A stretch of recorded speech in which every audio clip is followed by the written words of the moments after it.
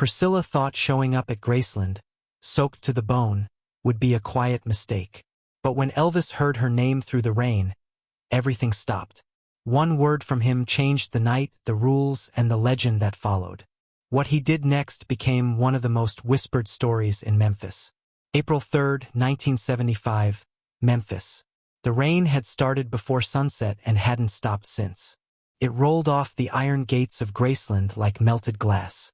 Headlights from passing cars flashed over the stone lions, catching tiny rivers that ran through the driveway. Inside, a faint sound drifted through the walls. A guitar string, being tuned again and again. Elvis was upstairs rehearsing. His voice echoed against the high ceilings, soft but restless, as if he was chasing something more than a melody. Down at the gate, a small crowd of fans waited beneath umbrellas, their feet sinking into puddles. They weren't loud tonight. The weather had silenced even their excitement. Then, through the gray curtain of rain, someone appeared. A woman in a beige coat, hair clinging to her face, moving slowly toward the gate. The guard squinted through the drizzle. The shape looked familiar. He reached for the flashlight. When the beam found her face, he froze. It was Priscilla. The rain hit harder, drumming against metal. She didn't flinch. She stood still, right before the golden musical notes welded into the gates. Her lips moved once. The guard couldn't hear. She stepped closer, pressed the intercom button, and said softly, "It's Priscilla." Inside the small guard booth, Sonny Ray, the night gatekeeper, almost dropped his radio. He hadn't heard that voice here in years.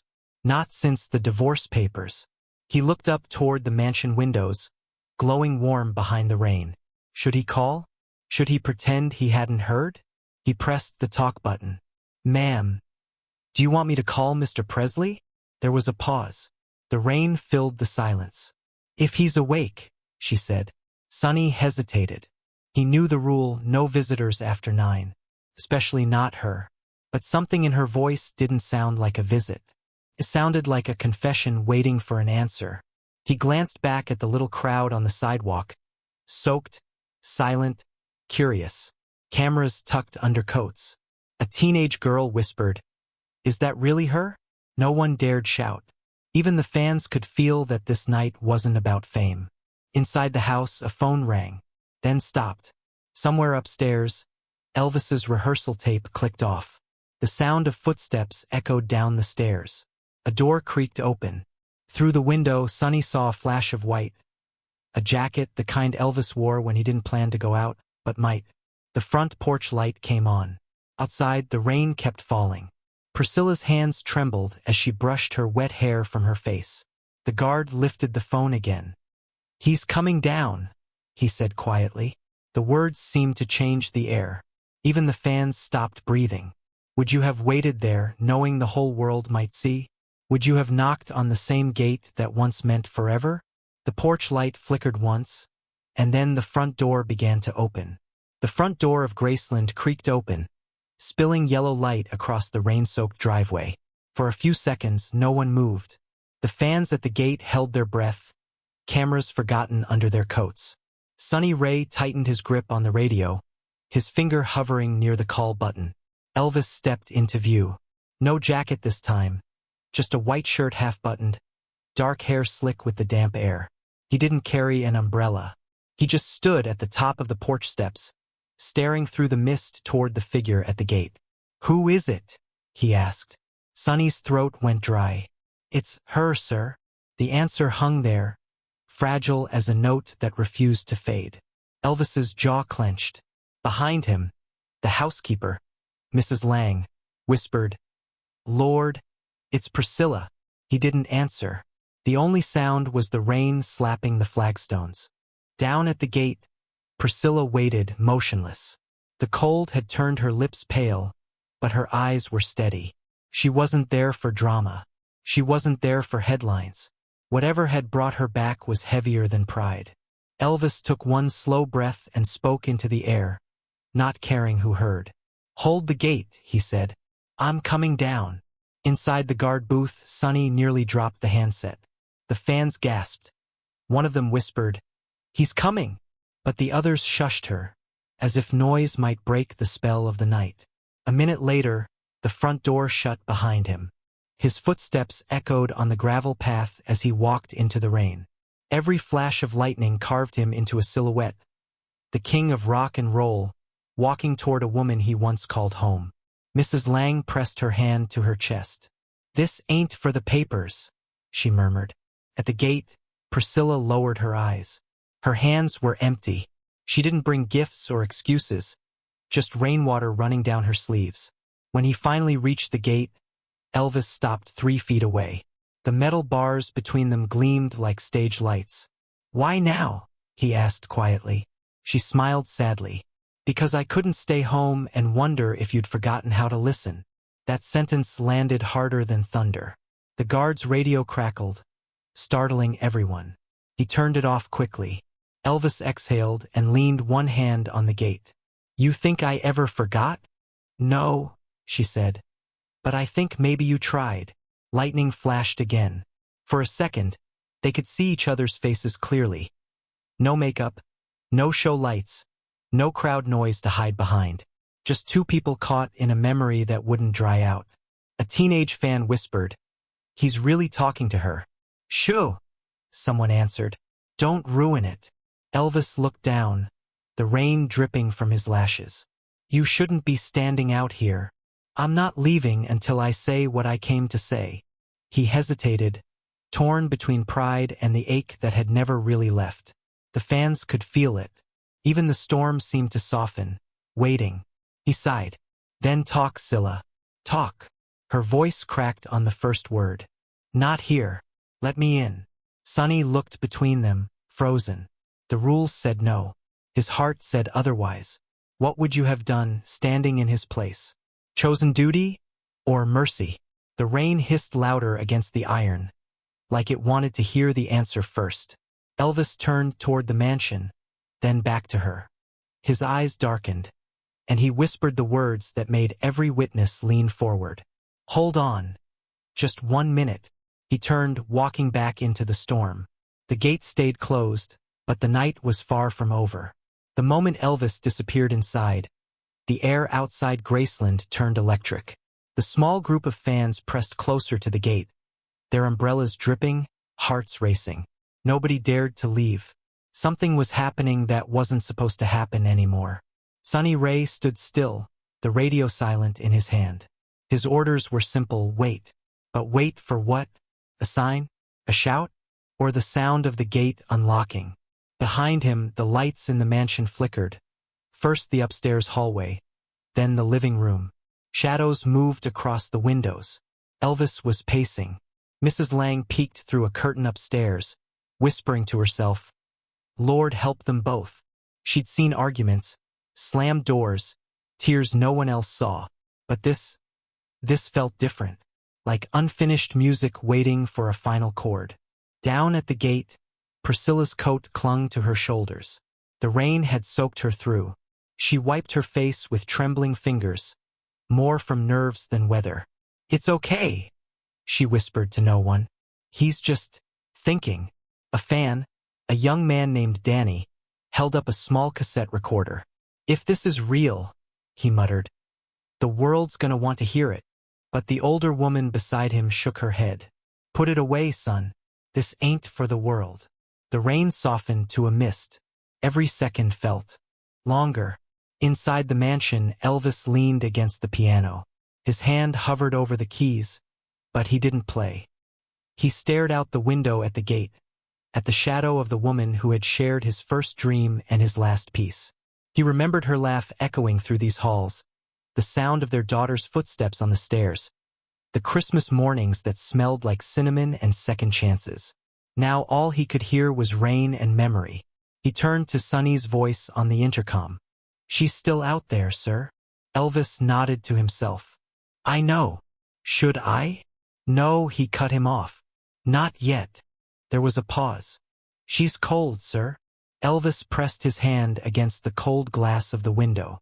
"Yeah," he said softly. "So am I." He pushed away from the piano and walked to the door again. On the way, he caught his reflection in a framed gold record. "Love Me Tender." 1956. The song that had started everything, now staring back like a ghost. Outside, thunder rolled low, distant. Priscilla stepped back from the gate, glancing toward her car. She could still leave. She could still pretend this night hadn't happened. But something kept her rooted there, maybe pride, maybe pain, maybe both. What would you do if love turned into a locked gate, and all you had left was rain to fill the silence? A flash of lightning lit up the driveway. Through it, she saw the front door open again. Elvis stepped out, holding something small in his hand. He didn't run, didn't call out. He just walked, slowly, surely, back down the hill toward her. The fans whispered to each other. "He's coming again. What's he holding?" Sonny straightened, unsure whether to salute or pray. The wind picked up, carrying Elvis's voice faintly over the rain. "Sonny," he said, "open the gate halfway." The guard blinked. "Halfway, sir. Halfway," Elvis repeated. "No further." The motor whirred to life. The gate groaned, stopping just wide enough for one man to reach through, but not enough for anyone to enter. Elvis stepped to the edge of the opening. The distance between them was just an arm's length and 1,000 memories wide. He looked at her for a long second. Then, in a voice barely louder than the rain, he said, "You came back on the worst night possible." Priscilla smiled faintly. Or maybe the only one that still meant something. For the first time that night, he almost smiled back. The crowd didn't cheer. They didn't move. They knew this was something fragile, something not meant to be broken by applause. The rain dripped from the gate like tears. And then, just as quietly as he'd opened it, Elvis reached into his pocket, showing her what he'd been holding. A small, worn velvet box. The gate stopped moving. Everyone froze. Would you have opened it all the way, or kept the world halfway out? The velvet box trembled in his hand. The story was about to change forever. The box in Elvis's hand was small enough to fit in his palm, but heavy enough to hold a storm. Its velvet was worn at the corners, darkened from years in a drawer he never opened. The rain slid down his fingers, tracing silver lines across his skin. Priscilla blinked through the mist, her voice barely a whisper. "You kept it." Elvis nodded once. Didn't have the heart to throw it away. For a long moment they just stood there. Two people who used to know each other better than anyone, now unsure what a single gesture might break. The gate separated them like time itself. The crowd held their breath. Even the thunder seemed to wait. Elvis looked down at the box. "You remember what this is?" She smiled softly. "How could I forget? You called it your good luck charm, even when it wasn't." He gave a small laugh. "Guess it still ain't." Inside the box was a thin gold chain. On it hung a small lightning bolt, engraved with 3 letters, TCB, taking care of business. His motto, his band, his code. The one he'd once promised her would shine long after the shows are done. He hadn't worn it in years. Couldn't. He stepped closer, his face inches from the gate. "You left it on the dresser the day you walked out," he said. "Never thought I'd see it again." She nodded slowly. "I didn't come for the chain." "Then why'd you come, Scylla?" Her voice cracked. "To remind you you're still human." Those words hit him like thunder. For a heartbeat he looked away, at the fans behind her, the reporters surely waiting to pounce, the house glowing warm and empty behind him. His fame was a cage lined with velvet, and tonight it was closing in. He turned back. Rainwater dripped from his collar. His tone softened. "You think I forgot what that means? I think you buried it under the noise." A flash of lightning cut across the sky, illuminating both faces. No costume, no stage light, no script. Just truth. 10 heartbeats passed. 1. His breath fogged in the cold air. 2. Her hands shook, but she didn't hide them. 3. Sunny Ray's radio crackled again, too quiet to matter. 4. The fans leaned forward, praying someone would speak. 5. He closed the box. 6. She exhaled. 7. The gate groaned as the wind pushed it. 8. The rain slowed. 9. His voice broke the silence. 10. Let her in. The guard froze. "Sir," I said, "Let her in." The crowd gasped. Cameras clicked, flashes bursting like lightning. Sonny hesitated for half a second, then pressed the button. The gate whirred, grinding open. Elvis took a step back, motioning with his hand. Priscilla didn't move. Her eyes widened. "Elvis, are you sure?" He smiled, faint but real. "If I wasn't, I wouldn't be standing in the rain." The gates opened wide enough for her to walk through. She stepped forward slowly, puddles rippling under her heels. The crowd parted, silent. For the first time in years, she crossed the same ground that had once led to their home. The camera flashes dimmed. The fans didn't cheer. They simply watched history take a breath. When she reached him, Elvis extended his hand. Not as a husband, not as a star, but as someone who still remembered what forgiveness looked like. He whispered, "You didn't have to come back." She whispered back, "You didn't have to open the gate." They both laughed softly through the rain. Two weary souls sharing the quietest miracle of all, understanding. Behind them, the lights of Graceland glowed brighter. Upstairs, Mrs. Lang wiped her eyes with a dish towel, whispering, "Thank God." Even Sonny Ray, the old guard, smiled to himself. "Guess some rules ain't made for nights like this." What would you have done? Kept the past locked away? Or opened the gate just to see if love still remembers its way home? Elvis reached into his pocket, pulling out the tiny gold chain, the one she'd returned years ago. He placed it gently into her hand. "It always was yours." The gate clanked shut behind her. The storm had finally run out of rain. But something else, something softer, had just begun to fall between them. Inside the gates, the night felt different. The air seemed to soften, the thunder rolling away as if giving them space. The lights of Graceland glowed through the mist like a memory trying to come back into focus. Elvis and Priscilla walked in silence across the driveway. Their footsteps echoed off the wet stones, mingling with the steady drip of water from the eaves. The world outside those gates disappeared. The cameras, the whispers, the rumors, all washed away by the rain. When they reached the porch, Elvis turned to her. "You shouldn't be out here like this. It's late." Priscilla smiled faintly. "I wasn't sure you'd remember the sound of my knock." He almost laughed, but the sound got caught in his throat. "Some sounds don't fade, no matter how hard you try." She reached into her pocket. Her hand trembled slightly as she pulled out a small square wrapped in faded tissue paper.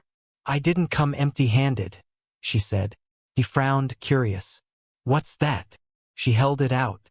"Something that used to belong to you." He peeled back the paper. Inside was the same TCB charm he'd given her before one of his early tours. But this one was different. The edges were worn smooth, the gold dulled from time and touch. "I found it in a drawer," she said softly. "After everything ended, I couldn't throw it away. I thought maybe one day it should find its way home." He turned it in his palm, the lightning bolt catching the porch light. "Home," he repeated quietly. "Not sure this place knows what that word means anymore." Her voice was steady but gentle. "Then maybe it's time it learns again." For the first time all night, Elvis's eyes met hers without hesitation. The weight of years, fame, heartbreak, silence, hung between them like a curtain. And yet, for a second, they were just two kids again, back in the 60s when everything still felt simple. He took a deep breath. "You kept this all that time?" "I kept what mattered," she said. The sound of a passing car broke the moment. Headlights swept across the gates, where the small group of fans still waited in awe. Some of them were crying, though they didn't know why. Inside, Mrs. Lang peeked from the window again, whispering, "Would you look at that? He's smiling." Elvis reached into his shirt pocket and pulled out a handkerchief. He carefully dried the charm, the same way he might have polished a guitar before a show. Then he slipped the chain over her wrist instead of her neck. "So it doesn't get lost again," he said. The gesture was simple, but it carried the weight of every apology neither of them had ever said. Priscilla blinked back tears. "You always knew how to make things harder and easier at the same time." He smiled just a little. "That's my curse." The rain had slowed to a faint drizzle. In the distance, Thunder rolled over the river. For the first time that night, they both stood still and just listened, the kind of silence that felt earned. "What are people going to say?" she asked. He shrugged. "They've said worse. Let 'em talk." She looked up at him, her eyes glimmering under the porch light. "You really haven't changed that much, have you?" He chuckled softly. "Maybe I just found the part one lost." He opened the door, letting the warm light spill across the porch. "You want some coffee?" She laughed through the tears. "You still make it too strong?" He grinned. "Stronger than ever." As they stepped inside, Sonny Ray stayed by the gate, shaking his head with a smile. "You never know with these two," he muttered. From the sidewalk, a fan whispered, "He let her in." Another replied, "Guess legends do that sometimes." The rain finally stopped. A single drop slid off the gate and landed on the pavement, rippling outward. Inside, the door closed quietly. No more flashbulbs, no more thunder. Just the faint sound of laughter returning to the house where it had once lived. Some stories don't need endings. They just need a night where someone decides to come home. Outside the gates of Graceland, the night refused to die. The fans were still there, wet, shivering, and speechless. They hadn't seen Elvis in weeks. Now they were watching something nobody could explain. Through the window, they saw two silhouettes, Elvis and Priscilla, standing near the grand piano. The rain had slowed to a hush, tapping gently against the glass. Inside, the king of rock and roll sat down at the keys. He didn't speak, didn't pose. He just played. The soft notes of "Love Me Tender" drifted out into the night. For the people outside, it was like the rain had turned into music. Every droplet seemed to carry a note, every gust of wind another line. The air shimmered with sound, half storm, half song. Sonny Ray stood at the gate, jaw tight, trying not to cry. He'd guarded that house for years, but he'd never seen Elvis play like that. No crowd, no cameras, just him and her, finding the melody they lost somewhere between fame and heartbreak. Upstairs, Mrs. Lang cracked the curtain again, whispering, "That man's heart will be the death of me." The music grew louder, the rhythm stronger. Elvis's voice finally rose, low, husky, honest. "You have made my life complete," he sang, his voice echoing through the rain. "And I love you so." Down at the gate, a teenage fan named Cassie wiped her eyes. "He's singing for her," she whispered. Danny, the boy with the cassette recorder, hesitated. His hand hovered over the record button. For a second, he wanted to capture it, the proof that this night was real. But something inside him said don't. Some moments weren't meant to be stolen. He lowered the recorder. "Let's just listen." The group did. For once, the crowd outside Graceland was completely silent. As the song ended, Elvis leaned closer to Priscilla. He said something only she could hear. She smiled, shook her head, and then turned toward the window. Outside, the fans gasped. They could see her silhouette clearly, standing beside him, looking out through the glass. Then, to everyone's surprise, Elvis walked to the door again. He opened it wide, rain brushing across the threshold. "Sonny," he called. "Crack the gate open." The guard blinked. "Sir." "Just enough so they can hear."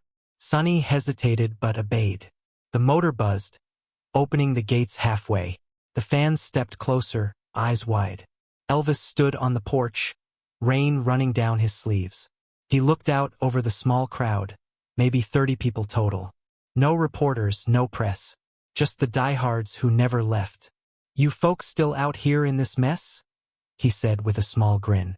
Nervous laughter rippled through the group. He shook his head. "All right then," he said, voice steady but warm. "If you're gonna stand in the rain, might as well sing something worth remembering." The crowd went quiet again, confused. Elvis pointed at Cassie, the girl holding her father's old transistor radio. "You got that thing tuned in?" She nodded nervously. "Yes, sir. WREC. He smiled. "Good. Give me a key, sweetheart." She turned the dial until a faint hum came through the speaker. Elvis nodded once. "Now," he said, "one chorus. For the lady who brought the sun." And just like that, 30 soaked strangers began to sing. Their voices trembled at first, unsure. Then they grew louder, stronger, rising above the hiss of the rain.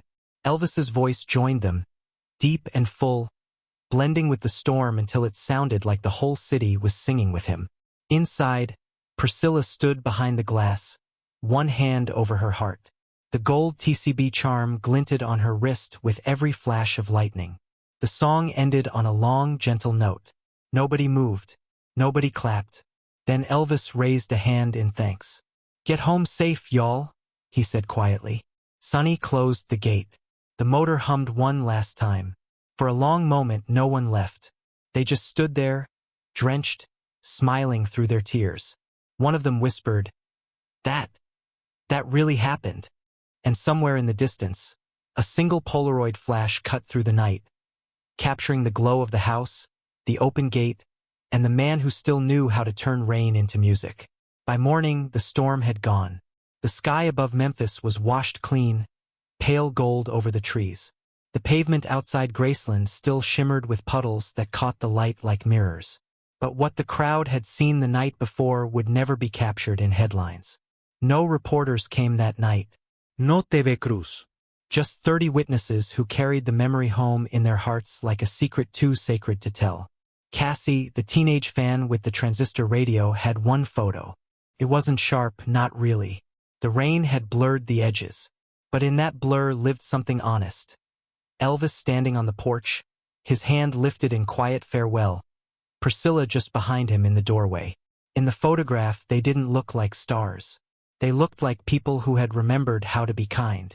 Cassie tucked the Polaroid inside her diary, pressing the page flat until the ink dried.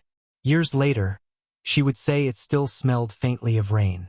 Inside Graceland, the morning was quiet. The air was cool, the floors still damp where muddy shoes had tracked in water. Elvis sat at the piano again, the same bench as the night before. The housekeeper, Mrs. Lang, brought him coffee. "You sleep at all?" she asked. He shook his head. "Didn't want to." She smiled knowingly. "That girl always had a way of keeping you awake." He smirked. "Yeah, she did." From the kitchen window, he could see the spot by the gate where they'd sung in the rain. The puddles were gone now, but something inside him still rippled when he looked at it. The old velvet box sat on the piano beside his coffee. The tissue paper lay unfolded, the charm's gold catching the morning light. He reached out, touching it gently with one finger. Mrs. Lang noticed. "You gonna keep it out?" He nodded. "Think I will." Outside, Sunny Ray swept the driveway, humming the same song from last night. He'd worked there long enough to know when a piece of history had been made, even if no one would ever print it. By noon, the gate had dried, but when he ran his hand along the iron, he still felt where the rain had cooled it. He smiled, muttering, "Ain't no paper strong enough to hold that story anyway." Across town, Priscilla sat at her dressing table, brushing out her hair. The gold chain on her wrist clinked softly. She looked at it in the mirror, her reflection half smile, half sigh. Some moments, she thought, don't belong to time. They belong to feeling. That night, on Elvis Presley Boulevard, a few fans returned, standing quietly at the same gate. One of them placed a single rose between the bars. Another whispered. He opened the gate for her. The story spread quietly, not through newspapers but through whispers, fan clubs, and bootleg tapes mislabeled Rain Night Side B. A few weeks later, someone left a small bronze plaque just inside the gate. No signature, no sponsor, no press. It read, "On a rainy night, two people remembered how to be gentle." That was enough. When Elvis saw it, he didn't say a word. He just touched the metal with his fingertips, then went back inside. Years later, the plaque would still be there, polished by time, admired by strangers who never knew its truth. And every now and then, someone walking past would swear they heard faint singing from the trees when it rained. Was it memory? Was it legend? Or maybe both? Because some stories don't fade, they echo. And some nights, the rain just never leaves. Years later, the world moved on. But the night at Graceland stayed untouched, frozen between thunder and forgiveness. Tour buses passed the mansion every day. Guides told stories about Elvis's records, his jumpsuits, his cars. But none of them mentioned the rain. None of them knew about the night he opened the gate for the woman he'd once built a dream with. Yet if you lingered at dusk, you could feel it. Something different in the air, like the echo of a song you can't quite name. A fan club from Nashville kept the legend alive. They called themselves the Rain Choir. They met every April 3rd, standing by the same iron gates where it had happened. They didn't bring banners or speakers, just candles. And sometimes, one of them would hum Love Me Tender under their breath until others joined in. No one planned it. It just happened. The plaque still sat by the gate. Its bronze letters had aged, but the words were still clear. On a rainy night, two people remembered how to be gentle. That was enough. Visitors would stop and take photos, thinking it was about the music. It wasn't. It was about mercy. Inside the house, after Elvis passed, the charm, the tiny gold TCB bolt, was found inside a small glass case on his piano. Next to it, a note in his handwriting read, "She brought it back when I forgot what mattered." Graceland kept the case untouched. Tour guides were told not to explain it. Some stories, they said, were best left to silence. Cassie Holt, the girl with the blurred Polaroid, grew up to become a nurse. She kept that picture in her locker for 30 years. When her patients asked why, she always said the same thing. Because it's proof people can find their way back, even in the rain. Sonny Ray, the old guard, retired quietly. Before he left, he polished the plaque one last time, ran his hand over the lion statue, and whispered, "Still watching, boss." Mrs. Lang passed away in the late 80s. Her family found a journal in her nightstand. On the last page, she'd written, "That night, he remembered how to love, and that's all heaven ever asks." Every thread of that night, every breath, every heartbeat, had woven itself into something bigger than gossip. It became a promise, because that's what legends really are. Not about kings or fame, but about the moments when we decide to be kind, even when no one is watching. And if you go to Memphis on a rainy night, you might hear it too. The faint hum of a piano, the soft echo of two voices, the memory of forgiveness falling like silver on the gates. The rain becomes a song, the gates become a stage, and the silence becomes applause. Would you have done the same, opened the gate knowing the world might never understand? Or closed it just to stay safe behind the walls? That question is the heartbeat of the legend. Because in the end, it wasn't about reopening old wounds. It was about showing the world what grace looks like when it refuses to hide. The tape from that night, Rain Night, Side B, was never sold, never leaked, never aired. But when fans play Elvis's songs during a storm, some swear they hear it. A faint chord, a laugh, a whisper that sounds like, "Let her in." And just like that, the story begins again. Every time the sky opens, and someone remembers that mercy, too, can echo forever. If the story found you tonight, share it with someone who still believes in second chances. Legends aren't made on stage. They're made in moments like this. Would you have opened the gate? Tell us in the comments, and never forget, even rain can sound like forgiveness.